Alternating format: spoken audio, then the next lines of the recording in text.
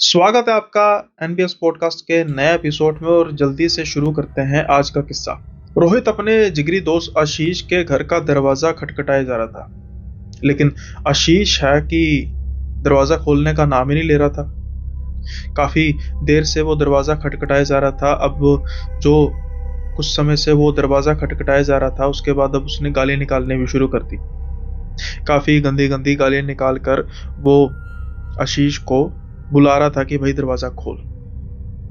अब अचानक से आशीष की जाग खुलती है, जैसे वो काफी समय से बेहोश हुआ हो। जब उसको महसूस होता है कि कोई काफी देर से दरवाजा खटखटाया जा रहा है और साथ के साथ ही गालियों की आवाज भी आ रही है, और जो काफी जानी पहचानी आवाज है।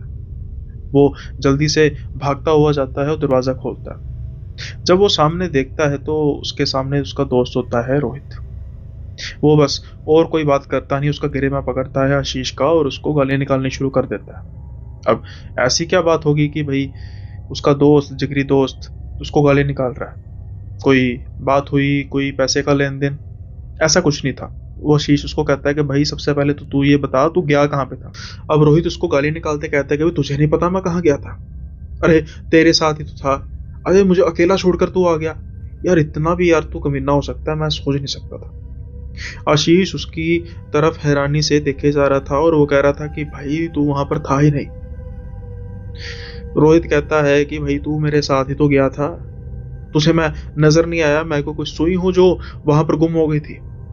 आशीष कहता है कि भाई मैं कसम से कह रहा हूं कि तू मुझे नजर आया नहीं, सिर्फ और सिर्फ मुझे वो औरत नजर आ रही थी जो बुत की भांति खड़ी थी। इतनी डरावनी थी कि मुझसे उसका चेहरा देखा नहीं जा रहा था। वो कोई जवाब ही नहीं दे रही थी। पहले तो मैं सब पूछता रहा, लेकिन बाद में मुझे भाग कर आना पड़ा, क्योंकि वहां पर जो चल रहा था वो कुछ ठीक नहीं था। मैंने तुझे ढूंढा, बहुत ढूंढा, लेकिन तू मिला ही नहीं। रोहित कहता है कि भाई मुझे ये नहीं पता, मुझे सिर्फ इतना पता है कि कल को मैंने पी हुई थी और मुझे तू कहीं ऐसी जगह पर लेकर है, खुले खेत में। यार तूने मुझे सोने के लिए छोड़ दिया। आशीष हैरान होता है। वो कहता है भाई खुले खेत में? तू था कहाँ पे? तो वो बताता है कि भाई जहां पर हम रात को सोए थे मैं वहीं पर था। अब ये बात जब आशीष सुनता है तो फिर वो और हैरान होता है कि भाई ये रात को कहाँ चल गया, मतलब कि ये रात को कहीं इधर उधर हो गया होगा। फिर वो पूछता है कि तू भाई आया कैसे? कहता भाई लिफ्ट लेकर आया हूँ बड़ी मुश्किल से, मांग मांग के लिफ्ट मांग मांग कर आया हूँ, मुझे पता मैं कैसे आया हूँ। अब आशीष कहता है कि सारी बातें छोड़, पहले हम ना वहीं पर चलते हैं जहां पर हम रुके थे रात को। ये दोनों बाइक पर बैठते हैं और चलते हैं वहां पर। लेकिन जब वहां पर पहुंचते हैं ना, तो वहां पर जो रोहित कह रहा था वही ठीक था। वहां पर कोई भी घर नहीं था, या यूं कहें कि कोई भी गांव था ही नहीं। वहां पर था तो सिर्फ और सिर्फ खेत, जहां पर रोहित कह रहा था कि मैं यहां से उठा था, इस जगह से। वो जगह भी नॉर्मल बाकी जगहों जैसी थी, मिट्टी पड़ी हुई थी, आसपास कुछ था नहीं। अब जब ये रोहित देखता है तो उसको कुछ ना कुछ समझ तो आ रहा होता है, लेकिन उसकी आंखें खौफ से भरी हुई थी। और वो आशीष रोहित को कहता है कि भाई जो भी था, जैसा भी था, शुक्र मना कि हम बच गए।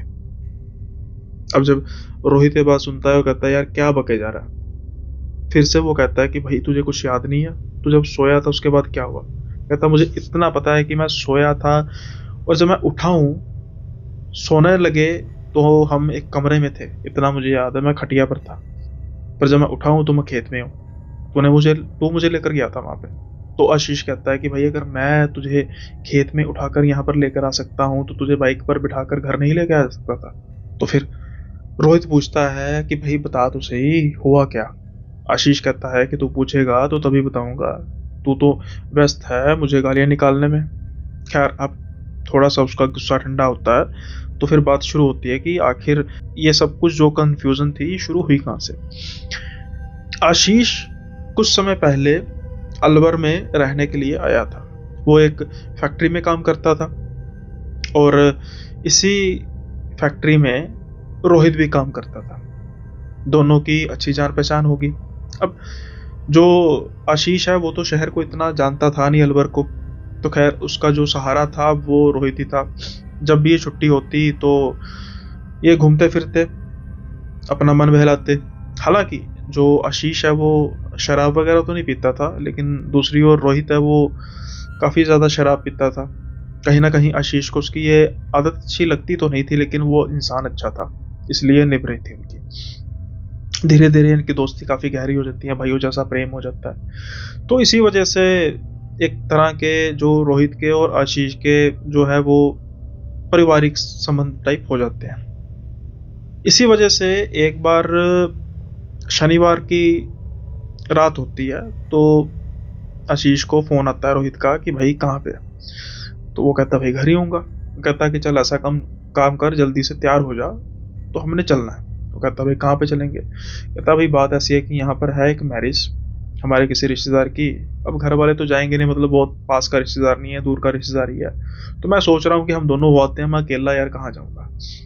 आशीष कहता है कि भाई ठीक है चलो चल पड़ते हैं, इसी बहाने खाना पीना हो जाएगा। तो आशीष और रोहित जो हैं वो चल पड़ते हैं उस जगह की ओर, जो तकरीबन अलवर से कोई 40 किलोमीटर की दूरी पर थी। अब ये बाइक पर वहाँ पर जाते हैं, खाना पीना करते हैं। वैसे बेसिकली देखा जाए तो आशीष खाता है, खाना खाता है, पानी पीता है, लेकिन जो रोहित है वो पानी के साथ साथ शराब भी काफ़ी पीता है। जैसा कि मैंने कहा था कि वो शराब का आदी था और वो काफ़ी हैवी ड्रिंकर था, तो वो काफ़ी ज़्यादा पी भी लेता है। अब वापसी में जब बाइक होती है वो आशीष चला रहा होता है ऑब्वियसली, क्योंकि जो रोहित है वो काफ़ी ज़्यादा पिए हुए था। उसकी वजह से वो चाहता नहीं था कि भाई कोई रिस्क लिया जाए, और ये चल पड़ते हैं अपने गंतव्य की ओर, यानी कि अलवर की ओर वापस।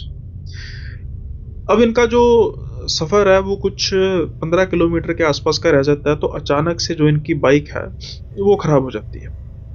ये देख ही जा रहे हैं भाई, बाइक तो अभी कुछ ही समय हुआ है ले को। पेट्रोल देखते हैं, पेट्रोल की जो टंकी है वो हाफ फुल थी, कोई दिक्कत है नहीं कि फ्यूल ख़त्म हुआ होगा। दूसरी ओर ये प्लग वगैरह भी चेक करते हैं, कई बार प्लग में कचरा आ जाता है, लेकिन वो भी नहीं था, वो बिल्कुल ठीक था।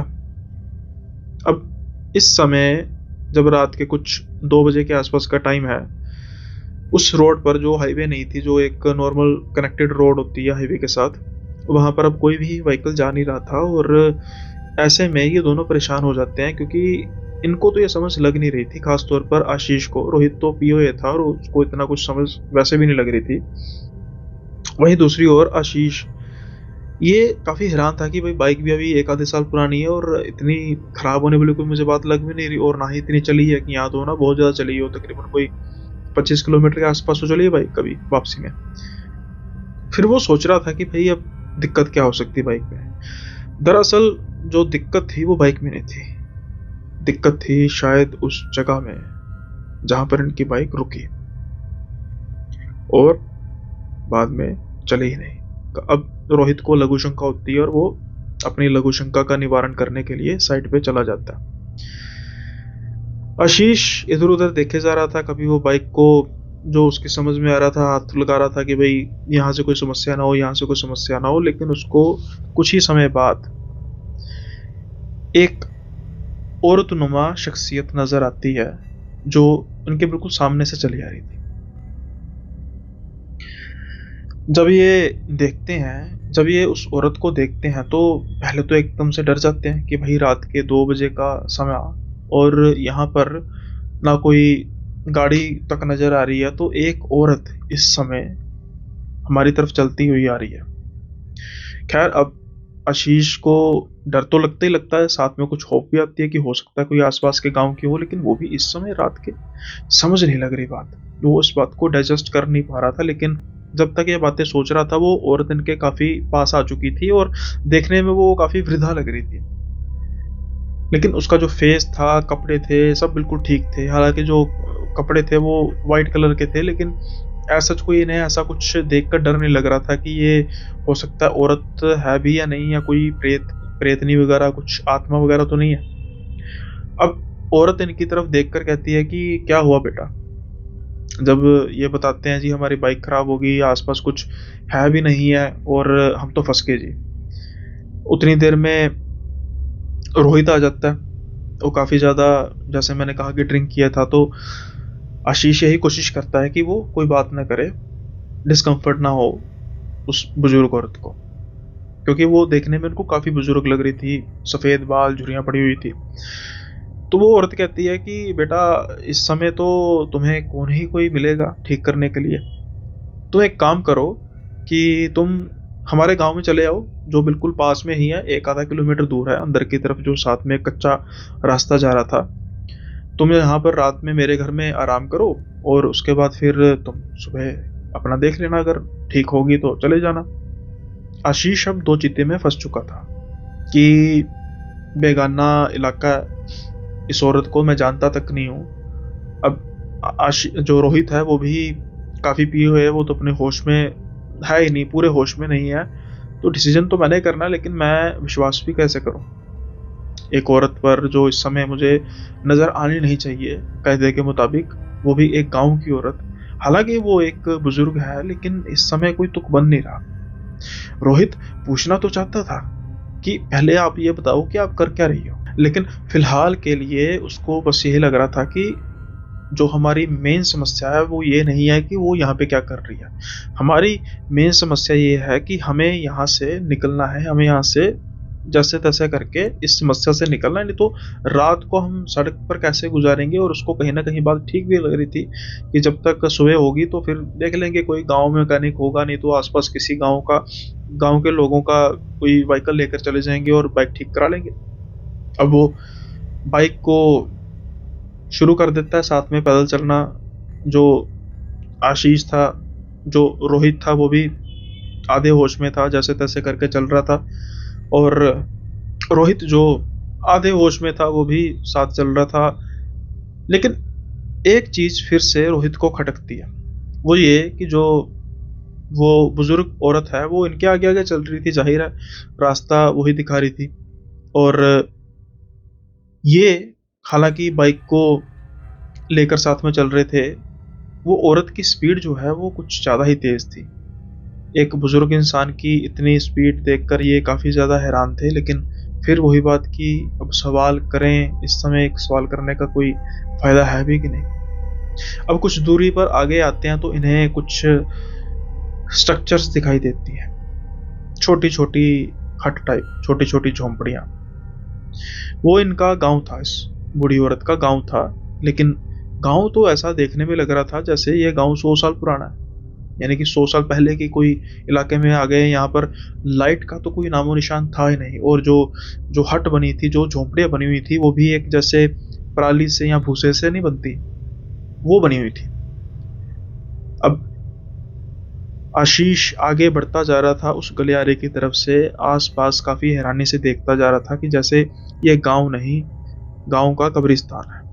क्योंकि ना कोई रोशनी नजर आ रही थी। हाँ, समझ में आता है कि रात के 2 बजे कौन से गांव में लाइट चल रही होगी, लेकिन लोग अमूमन बाहर की लाइट तो जलाकर रखते ही हैं। लाइट जलाकर रखना तो दूर की बात, इन्हें कोई तार वगैरह नजर भी नहीं आ रही थी।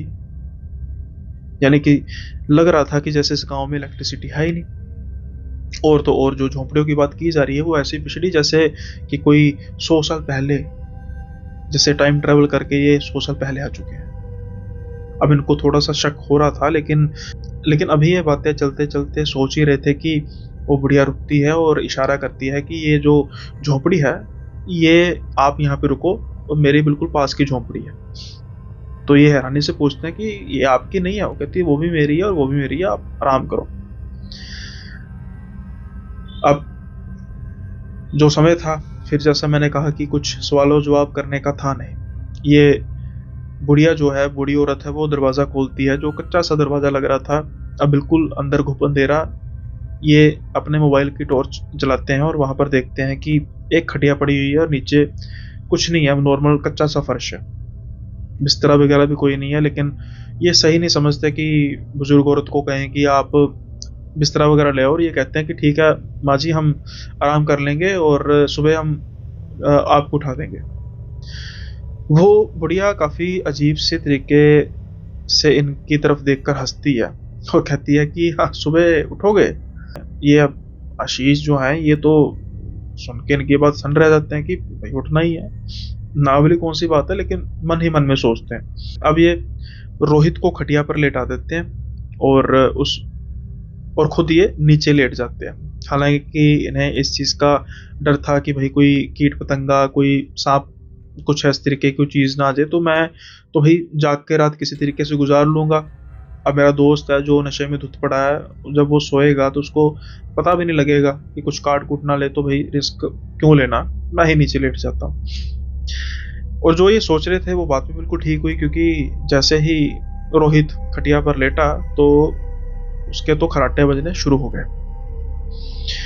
कुछ समय कोशिश की रोहित ने जागने की, लेकिन अब 1-2 किलोमीटर उन्होंने बाइक को घसीट कर लेकर आए थे, फिर शादी में भी खाना वगैरह काफी खाया था, तो थकावट तो इनको भी हो चली थी और इनको पता नहीं लगा कि कब इनको नींद आ गई। शायद ये इनकी सबसे बड़ी गलती थी, या हो सकता है कि शायद नींद आना सबसे बड़ी गलती नहीं थी, नींद से जागना सबसे बड़ी गलती थी। क्योंकि जैसे ही इनको नींद आती है, कुछ समय बाद अचानक इनके कान के पास किसी के बहुत ऊंची हंसने की आवाज आती है। अब ये अचानक से उठते हैं तो ये आसपास देखते हैं कि रोहित तो घोड़े बेचकर सोया हुआ है और आसपास तो कोई औरत है भी नहीं जिसकी आवाज सुनाई दे रही थी इनको। इधर उधर ये झलाकर आसपास देखते हैं, लेकिन कोई था नहीं। अब इनका दिल बैठे जा रहा था और इनको कोई अनहोनी होने का अंदेशा हो रहा था, और ये थोड़ा सा दरवाजा खोलते हैं उस झोंपड़ी का और बाहर की तरफ जाने की कोशिश करते हैं कि मैं बाहर की तरफ देखूं। मोबाइल पर टाइम देखते हैं, नेटवर्क वहां पर था नहीं, बैटरी भी काफी ज्यादा 2-3% रह चुकी थी, ज़्यादा डिस्चार्ज हो चुकी थी, और जो समय था वो कुछ था 3:10 के आसपास का। अब जब ये बाहर देखते हैं तो इनके तो रोंगटे खड़े हो जाते हैं, या कह सकते हैं कि इनकी सिट्टी पिट्टी गोल हो जाती है। कारण कि वहां पर इनकी बाइक तो लगी नहीं थी। ये झलाकर अपनी पॉकेट चेक करते हैं कि भाई चाबी तो मेरी थी ना साथ में, तो चाबी तो इनकी जेब ही में थी, बाइक पर लॉक लगा हुआ था। वो गांव जहां पर कुछ समय पहले ना ही सिर्फ कोई इंसान बल्कि कोई जानवर तक नजर नहीं आ रहा था, जानवर भी छोड़ो कोई कीट पतंगा तक नजर नहीं आ रहा था, वहां पर इनकी बाइक जिसको लॉक लगा हुआ है, और वो कौन लेकर चला गया। ये सोच रहे थे कि कहीं ये जो गांव है कुछ किसी गैंग का हिस्सा तो नहीं है, और ये बुढ़िया भी कहीं ऐसे कोई गैंग का हिस्सा नहीं है कि कोई इन पर तरस खाकर किसी के रास्ते में कोई गाड़ी गुड़ी खराब हो गई हो या कुछ हुआ और ये अपने गांव में लेकर आ जाए और बाद में लूट का शिकार हो जाए।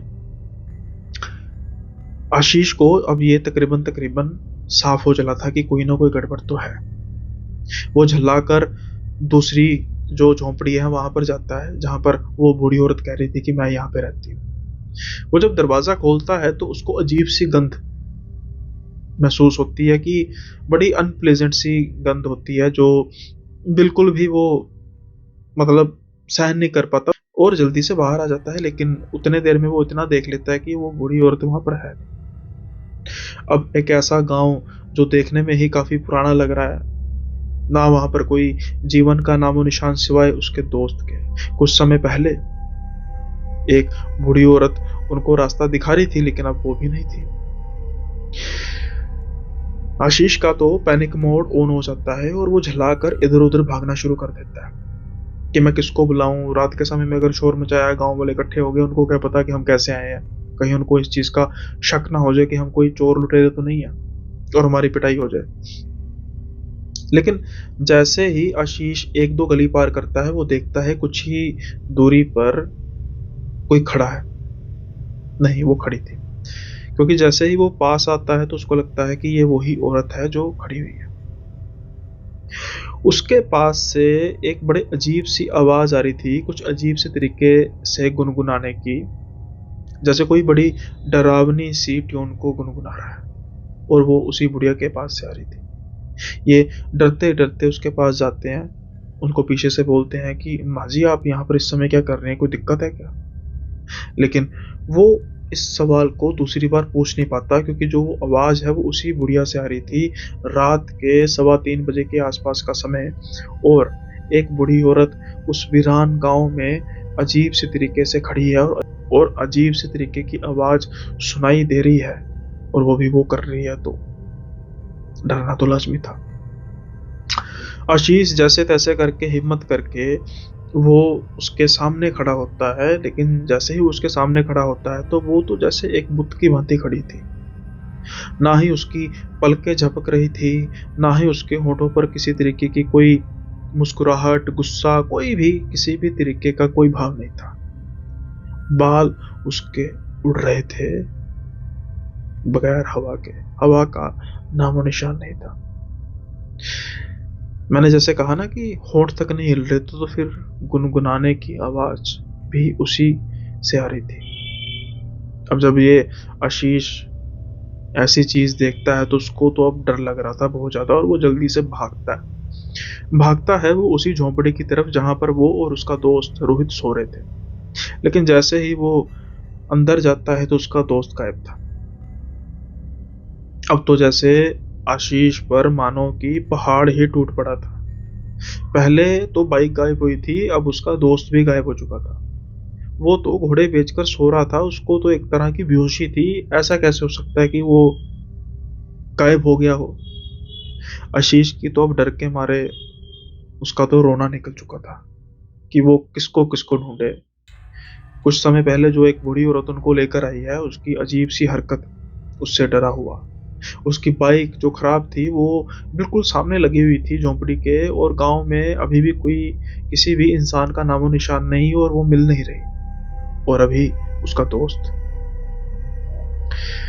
कुछ समय तक, आधे पौने घंटे तक आशीष जिस गली में जाता उसी गली में उसको वही गुनगुनाने की आवाज सुनाई देती, और कुछ समय बाद वही बुढ़िया। आशीष अब ये तो तय कर चुका था कि ये कोई लूट-पाट वाला गैंग भी नहीं, हम किसी बहुत गलत जगह में, गलत गाँव में, किसी छलावों के गाँव में आ चुके हैं, और आज हमारा मरना तय है। आधा पौना घंटा वो हर एक गली को जो है वो घूम रहा था, घूम-घूम के ढूँढ रहा था रोहित को और अपनी बाइक को, लेकिन दोनों उसको मिल नहीं रहे थे। अब वो घरों के दरवाजे खटखटाया जा रहा था, लेकिन जिस भी घर का दरवाजा खटखटाता, एक या दो खटखटाने से ही वो दरवाजा खुद ब खुद खुल जाता, और वो घर बिल्कुल खाली था। हूबहू वैसे ही कमरे जैसे कि जिसमें वो सोए हुए थे। लेकिन ना जाने क्या होता है कि 1 डेढ़ घंटा भटकने के बाद उसको अपने घर के बिल्कुल सामने बाइक नज़र आती है। वही घर के सामने, अपने नहीं बल्कि वही घर के सामने जहाँ पर ये सोए थे, वही झोंपड़ी के सामने। आशीष भागा-भागा जाता है, लेकिन बाइक तो मिल गई थी, दोस्त कहाँ पे था? वो तो भी मिला नहीं था। अब आशीष पशो-पेश में था कि वो बाइक तो मिल गई है, अब वो क्या करे, अपने दोस्त को कैसे ढूँढे? बाइक स्टार्ट करता है, पहली बार में बाइक स्टार्ट हो जाती है। अब आशीष और हैरान, ये कैसे हो गया? लेकिन फिर भी वो अब बाइक पे इधर-उधर घूमे जा रहा था। दिन थे, सर्दियाँ, तकरीबन जनवरी के आखिर के दिन थे, और अभी सूरज जो है वो निकला नहीं था, और समय 5 बजे के आसपास का होने को था, लेकिन कहीं पर भी रोहित का नामो-निशान नहीं था। आशीष रो-रो कर ऊँची-ऊँची आवाज़ में पुकारे जा रहा था रोहित को, लेकिन रोहित तो कहीं नज़र नहीं आ रहा था। घर-घर छानने के बावजूद जब उसको रोहित नज़र नहीं आया, तो आशीष को फिर से वही आवाज़ सुनाई देती है। जैसे ही वो मुड़कर पीछे देखता है तो वो बुढ़िया उसके बिल्कुल पीछे खड़ी थी। कुछ ही चंद मिनट पहले तो वहाँ पर कोई था नहीं। अब आशीष की हिम्मत जवाब दे चुकी थी, वो बाइक तो उसको मिल चुकी थी, वो भी चलती हुई हालत में। वो बाइक बस भगाता है और जल्दी से अपने घर में आता है। अब जब अपने घर में आता है, दरवाज़ा बंद करता है, और उसको उसके बाद कुछ याद नहीं। शायद वो बेहोश हो जाता है। जब उसको होश आती है तो उसको बस गालियाँ पड़ रही होती हैं, और कोई उसका दरवाज़ा खटखटाया जा रहा था, जो कि रोहित था। ये जब किस्सा सारे का सारा रोहित को आशीष ने बताया, तो रोहित की तो मानो जैसे सिट्टी-पिट्टी गुल हुई थी। क्योंकि बकौल रोहित के वो कह रहा है कि मुझे सिर्फ़ इतना तक याद है कि मैं खटिया पर गिरा हूँ, उसके बाद मुझे कुछ याद नहीं। जब मैं सुबह उठा हूँ, तो तेज़ धूप थी। हालाँकि सर्दियों के दिन थे तो कुछ इतनी चुभ नहीं रही थी, लेकिन मैं देखता हूँ कि आस-पास जो है कोई है ही नहीं। सिर्फ़ और सिर्फ़ खाली खेत। ये मुझे भई आशीष कहाँ पे छोड़ गया, इतनी मेरे साथ गलत की। मैं तो रास्ते में गालियाँ निकालता आया हूँ, बड़ी मुश्किल से भई लिफ्ट लेकर आया हूँ कि मुझे पहुँचा दो अलवर। और इतना गुस्सा था, लेकिन अब जो मैं सुन रहा हूँ वो तो मुझे हज़म ही नहीं हो रहा कि भई उस पर मैं विश्वास करूँ, ना करूँ। हाँ, मुझे इतना पता है कि भई एक बूढ़ी औरत थी, हम किसी गाँव में गए थे, वो भी ठीक है, तेरी बात ठीक है।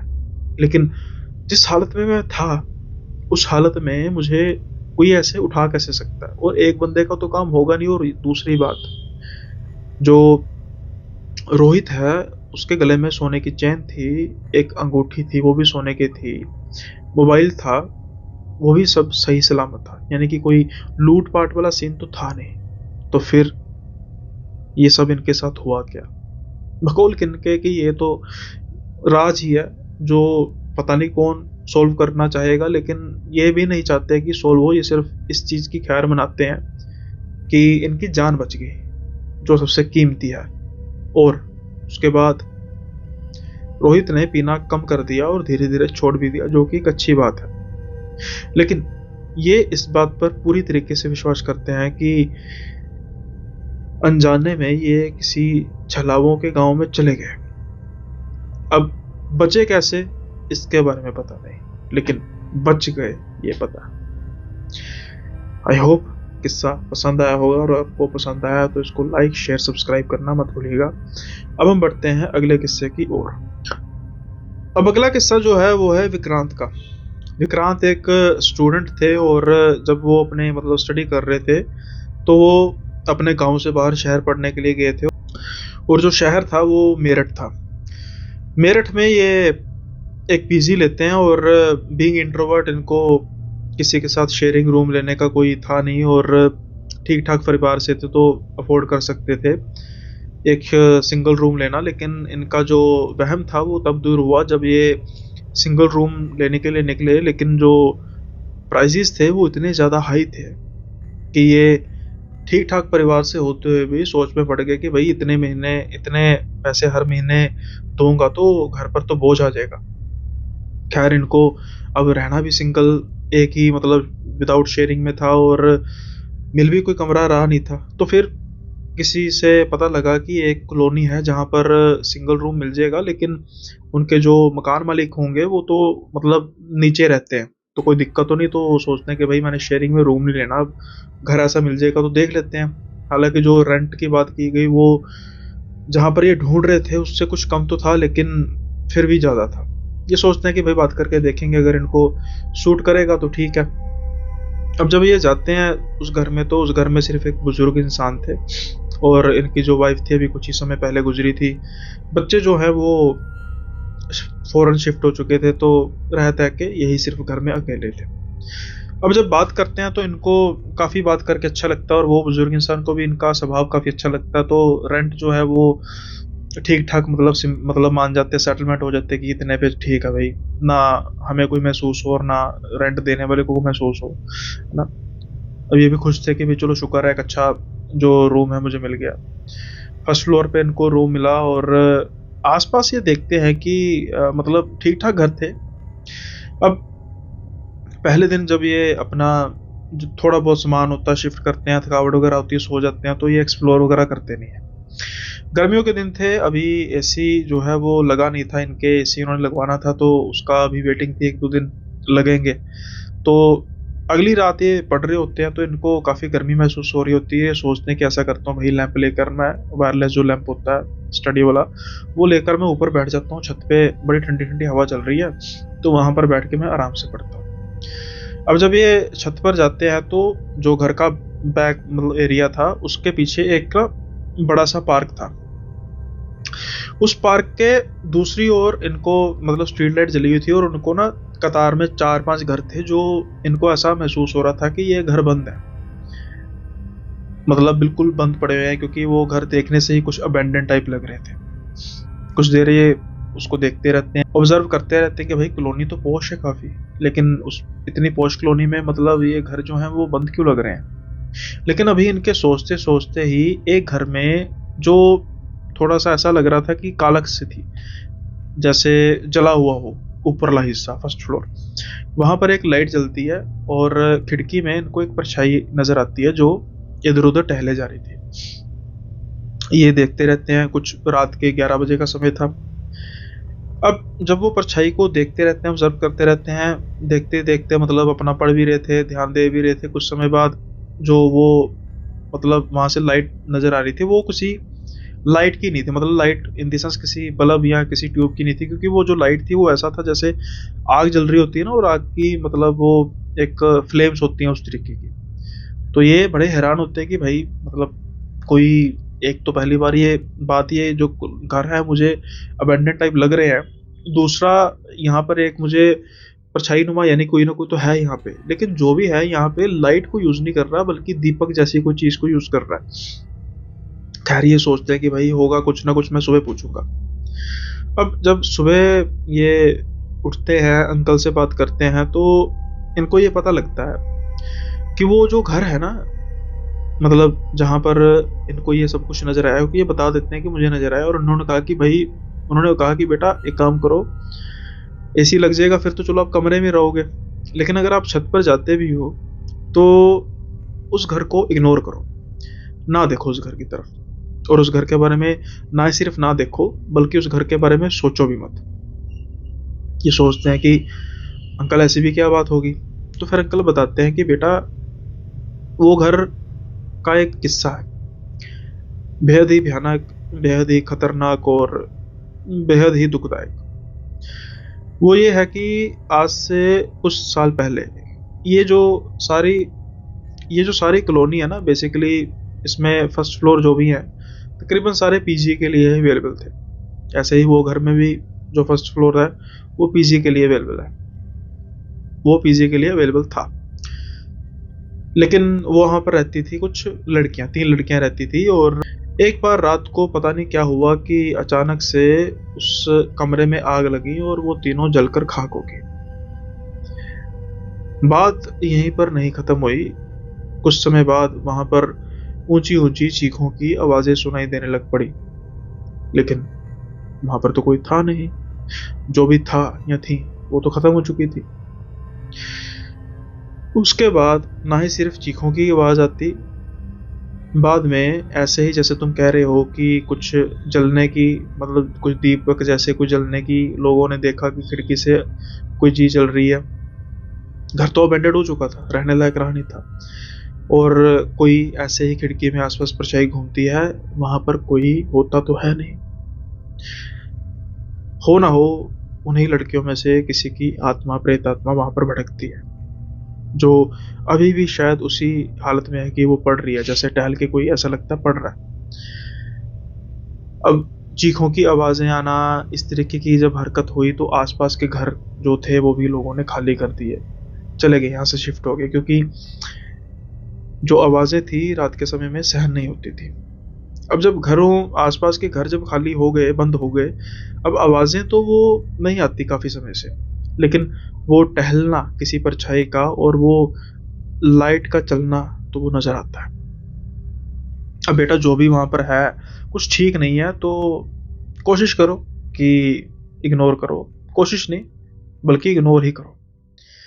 जब विक्रांत ये बात सुनते हैं ना तो उनको कोई ना यकीन नहीं आता, मतलब उनका दिमाग जो है वो डिटेक्टिव टाइप चल रहा था कि भाई ये कोई बंद कमरों का, बंद घरों का फायदा उठाया जा रहा है, हो ना हो यहाँ पर रात के समय में कोई आता है, लेकिन कोई आएगा तो पड़ेगा क्यों? हो सकता है नशेड़ी हो सकता है चोर हो, वो क्यों पड़ेंगे? लेकिन हो सकता है कि डराने के लिए एक पैटर्न सेट किया हो, ऐसा लग रहा हो कि कोई प्रेत आत्मा है, इसकी वजह से कोई घर के आसपास भटकेगा तक नहीं। आवाजें तो आजकल निकाली जा सकती हैं स्पीकर से, किसी से, कोई बहुत बड़ी बात नहीं। जब उन्होंने देखा होगा कि इन आवाजों के डर से आसपास के लोग तो भाग गए, अब जरूरत नहीं है, तो अब फिर सिर्फ इसी चीज से काम कभी कभी चलाते हैं, क्योंकि रोज तो नजर आती नहीं थी। खैर अब इनके दिमाग में प्लान आता है, ये सुबह के समय में आसपास देखते हैं, उस घर के पास जाते हैं, तो इनको एक एंट्री पॉइंट नजर आता है। उस घर के साइड पर एक खिड़की थी जो फर्स्ट फ्लोर पर नजर आ रही थी, उसके बिल्कुल नीचे वो दीवार छोटी थी, आराम से फांद कर अंदर एंटर किया जा सकता था, और उसके बिल्कुल नीचे एक लोहे की सीढ़ी पड़ी थी। इनको लगा कि यहां से हो ना कोई अंदर आता है, और वो खिड़की के बिल्कुल पास जहां से इनको वो नजर आती थी, दूसरी खिड़की थी जहां पर लाइट रात को जलती थी। तो इनको लगता है कि हो ना हो इस खिड़की से कोई एंटर करता है अंदर रात को, और बाद में अपना जो भी है रहता रोता जो भी करता, कोई चीज़ छुपाता होगा, कुछ नशा करता होगा, इसलिए तो यहाँ पर सीढ़ी है, वरना यहाँ पर इस सीढ़ी का क्या सवाल। खैर अब ये इंतज़ार करते हैं कि कब इनको नज़र आए वही रोशनी, और फिर उसके बाद ये अपना प्लान करेंगे। कुछ दिनों बाद इनको नज़र आती है रात के तकरीबन 11:30 के आसपास, और ये नीचे उतरते हैं। जो बेसिकली घर था वो उसका जो स्टेयर्स थी दूसरी बाहर की तरफ लगती थी, एक सेपरेट छोटा सा दरवाज़ा था कि जो नीचे वाले उनको कोई परेशानी ना हो, ना ही ऊपर वालों को परेशानी हो, और आराम से कोई अपनी मर्जी से जब मर्जी आ जा सकता है। और ये बड़ी धीरे धीरे जाते हैं, दरवाज़ा खोलते हैं और बाहर निकल जाते हैं, और अब चल पड़ते हैं उसकी तरफ, उस घर की तरफ जहाँ पर इनको लग रहा था कि कोई भूत प्रेत वाली चीज़ नहीं है। अब ये दीवार फांदते हैं, बिल्कुल सामने ऊपर की तरफ साइड पे इनको नज़र आ रहा था कि कोई शख्स आस इधर उधर घूमे जा रहा है, और जो रोशनी है कुछ दिए जैसी है, क्योंकि लाइट तो होगी नहीं भैया, घर बंद है तो लाइट कैसे होगी। ये बड़ी धीरे से उस सीढ़ी को उठाते हैं ताकि आवाज बिल्कुल ना आए। ये उस सीढ़ी को सीधा करते हैं, उस खिड़की की तरफ लगाते हैं, लेकिन जैसे ही पहला पाँव जो है वो रखते हैं तो शायद वो गलती से स्लिप होता है और बिल्कुल हल्की सी आवाज आती है। ये जो आवाज थी ना, इसका तो कोई ज्यादा असर था नहीं, लेकिन इसके बाद जो आवाज आई उसका बहुत ज्यादा असर था विक्रांत पर। एक इतनी खौफनाक आवाज जैसे जिंदगी में कभी विक्रांत ने सुनी नहीं थी, और ना ही कभी दोबारा सुनना चाहेगा। जैसे कोई बहुत ही वहशी जानवर गुर्राया है। अब जैसे ही जो आवाज आती है तो विक्रांत खिड़की की तरफ देखता है, और वो क्या देखता है, खिड़की जो थी उसका एक हिस्सा, जैसे कांच की खिड़की थी, एक हिस्सा बिल्कुल टूटा हुआ था, चूर चूर हुए हुए थे कांच, लेकिन दूसरा हिस्सा जो था ना वो ठीक था। अब एक फिगर जो है वो बाहर की तरफ उस कांच के आर पार इस तरफ देख रही है। उसके बिल्कुल हल्के हल्के दो चार बचे हुए बाल और जला हुआ चेहरा साफ तौर पर देखा जा सकता था। और तो और जैसे ही वो बाहर चेहरा आता है, ऐसा लग रहा था कि वो चेहरा अभी भी जल रहा है। आग दिखाई नहीं दे रही थी, लेकिन वो पिघल कर नीचे गिरता जा रहा था, जो भी उस पर काला काला लगा था, और उसकी आंखें शोलों की भांति जल रही थी। जाहिर तौर पर विक्रांत ना वो देखने ये सब कुछ आया था, और ना ही उसने एक्सपेक्ट किया था। उसने एक्सपेक्ट किया था कोई चोर लुटेरा नशेड़ी होगा, मैं देखूंगा और अगले दिन फिर मैं हीरो बन जाऊंगा इस कॉलोनी में, कि आपका वहम था। लेकिन जो उसने देखा उसके बाद वो किसी को बताने लायक नहीं था कि उसने क्या देख लिया। बस अब उसके पास एक ही चारा था कि वो भागता है। वो जैसे ही आया था, जिस रास्ते से आया था उसी रास्ते से भागता है, गिरते पड़ते घर पहुंचता है। टांगे उसकी कांपी जा रही थी। अब वो बस परमात्मा का नाम मन में लिए जा रहा था कि बच गए, पता नहीं क्या बला थी। यानी कि जो कुछ इस घर के बारे में कहा जा रहा था वो सब कुछ ठीक था, और कहीं ना कहीं जो भी इस घर में प्रेत आत्मा है शायद वो उस घर के अंदर ही कैद है। क्योंकि अगर ऐसा ना होता तो आज मैं जिंदा ना होता। और शुक्र है कि गलती से मेरा पैर स्लिप हो गया, क्योंकि अगर मैं उस घर के अंदर एंटर कर लेता तो ये किस्सा सुनाने के लिए मैं जिंदा ना रहता। इसलिए भाई, बेगानी प्रॉपर्टी में अगर आपको कोई कह रहा है ना जाओ, तो आपका एक एथिक है कि भाई आपको नहीं जाना चाहिए। आपने छानबीन करके क्या ले लेना। यार, आई होप ये किस्सा भी आपको पसंद आया होगा, और अब बढ़ते हैं हम कमेंट सेक्शन की ओर। एक दो कमेंट है जो उस पर हम डिस्कस कर लेते हैं। तो जो पहला कमेंट है वो है सरब बरार जी। जैसे मैंने कहा था कि इन्होंने कहा था कि भाई आ, हाँ, इन्होंने कहा था कि सर मेरा नाम भी कभी ले लेना, आपने आपकी सारी वीडियोस फुल देखता हूँ। I am from Bathinda Punjab. सरब सरब सरब बरार जी, बहुत बहुत धन्यवाद। और भाई पंजाब से आप हो, बठिंडा से देखते हो, वैसे मैं कुछ समय पहले बठिंडा आया था अवतार भाई का पॉडकास्ट करने। होप अगली बार जब आऊँगा तो मैसेज ड्रॉप कर दूंगा, है ना, पोस्ट में। अगर आप मिलना होगा तो जरूर मिल लेना सरब जी। और बहुत बहुत धन्यवाद, आप रोज वीडियो देखते हो और बठिंडा में भी फैला दो भाई, अपने ग्रुप्स में पोस्ट करो, शेयर करो, सब्सक्राइब करने के लिए कहो। अब इनका जो अगला सवाल है वो है कि सर आप संयम मंगी के साथ पॉडकास्ट करें प्लीज, बड़ा मजा आएगा। और इसके बाद एक और ऐसा ही मिलता जुलता जो कमेंट है वो भी यही है, बब्बू सिंह जी। वो कहते हैं कि किद्दा भाई जी पॉडकास्ट ज्यादा करो, संयम मंगी नू बुलाओ, थोड़े इंटरनेशनल स्टोरी भी नरेट करो। अब दो क्वेश्चन है, पहले तो एक जो कॉमन क्वेश्चन है उसका जवाब दे देते हैं दोनों भाइयों को कि भाई संयम मंगी को मैंने मैसेज किए थे तो उनका कोई एक बार सिर्फ रिप्लाई आया था, बट उस समय उनके घर में कुछ ट्रेजेडी हुई थी तो उन्होंने कहा था कि भाई मैं फिलहाल तो कुछ नहीं अभी कर रहा, लेकिन मैं जब भी आऊंगा, मतलब जब भी मैं बैक टू द वर्क होऊंगा तो मैं जरूर आऊंगा। उसके बाद फिर मैंने जब इनके यूट्यूब पे देखने शुरू किए कि वीडियोस अब डल रही हैं तो फिर मैंने उनको कांटेक्ट करने की कोशिश की, लेकिन फिलहाल के तौर पर उनका कोई रिस्पांस आ नहीं रहा। आई होप वो सब कुछ वो ठीक होंगे जहाँ पर भी होंगे, और मतलब ठीक कर रहे होंगे। कई बार भाई अब इंसान का रिप्लाई नहीं आ रहा इसका मतलब ये थोड़ी ना है कि वो मतलब चाहता नहीं है, कोई दिक्कत भी हो सकती है। और परमात्मा करे कि सब कुछ ठीक हो, एक बात ये है। दूसरी बात जो आपने कहा है कि इंटरनेशनल स्टोरीज कुछ आती हैं, इस पर काम भी चल रहा है, कुछ अलग भी करने की सोच रहा हूँ, और जल्दी ही उसको रिवील भी करेंगे। जैसे पॉडकास्ट वाला सिस्टम शुरू हुआ था मल्टीपल ज़्यादा पॉडकास्ट का, तो अगली बार देखते हैं।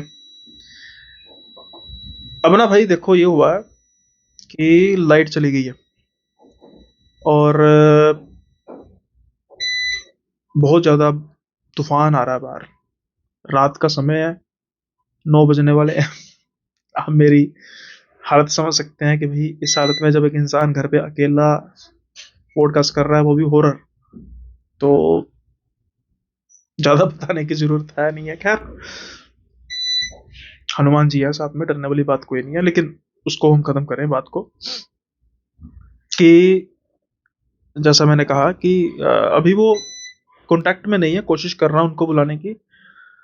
वहीं दूसरी ओर भाई अब कई ऐसे पॉडकास्टर्स हैं या ऐसे यूट्यूबर हैं जिनको मैंने रीच आउट किया था, लेकिन उनके कुछ नखरे हैं। वो कहते हैं कि भी हमारा चैनल बहुत बड़ा है, आपका चैनल बड़ा छोटा है, आपका चैनल इस लायक है नहीं कि हम वहां पर आए। सीधा तो नहीं कहते लेकिन उनकी बातों से पता लगता है। तो अब ऐसे भाइयों के बारे में मैं क्या ही कह सकता हूँ, है ना। अब नाम क्या लूं, हो सकता है आप समझ जाएं। अब छोटा चैनल तो है, इसमें कोई दो राय नहीं, लेकिन आज के ज़माने में जैसे जनता क्वांटिटी देखती है क्वालिटी नहीं देखती, उसका यही हिसाब हो जाता है। खैर अब ज़्यादा मैं चर्चा नहीं करूंगा उसके बारे में, फिर कभी टाइम होगा करेंगे। पॉडकास्ट में हो सकता है मैं करूं बिना नाम लिए, क्योंकि अच्छा नहीं लगता ऐसे। तो बब्बू जी और सरब जी, संयम अंगी के साथ कोशिश की जाएगी फिर से कांटेक्ट करने की, और इंटरनेशनल जो स्टोरी है उसके बारे में भी चल रहा है काम, जल्दी ही आपको अच्छा देखने को मिलेगा। तो आज का जो एपिसोड है इसको यहीं पे ख़त्म करते हैं। इसके साथ ही जो पॉडकास्ट की सीरीज़ है उसका थोड़ा सा आप बता देना, रिव्यू दे देना कि कैसा आपको लग रहा है, फीडबैक है ना, वो भी मैं कमेंट में, मुझे उम्मीद होगी कि आप ज़रूर लिखेंगे। और जाते जाते चैनल को सब्सक्राइब कर दीजिए। मिलेंगे अगले एपिसोड में नए किस्सों के साथ, तब तक के लिए बाय बाय, अपना ख्याल रखिए।